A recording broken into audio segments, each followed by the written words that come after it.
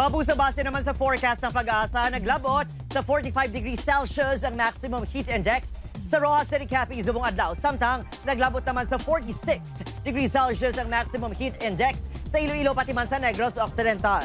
Samtang yara na sa sulod ng Philippine Area of Responsibility Conpar ang low pressure area nga ginabantayan sa Pag-asa. Ulihin nga nakita ng LPA sa Kalayuon nga 870 kilometers na silangan ibahin sa southeastern Mindanao. Sunod sa Pag-asa, ginalauman nga magapalapit ini sa may Eastern Visayas section ukon Bicol region. May chance man ini nga magbaskog kag mangin bagyo buwas kag pagkatawgon nga bagyo aghon ang manginuna nga bagyo sa FAR subong 2024. Amat-amat na ang mabatyagan ang pag-ulan sa pinakabahin sa karagahang Eastern Visayas bangod sa mga panganod dalas ng LPA. Sa datos naman sa Metro Weather, posible nga mag-ulan sa pinakabahin sa Aklan, Antique, Iloilo kag Negros provinces. Posible man ang ulan sa ibang pakabahin sa pungsod bangod sa localized thunderstorms.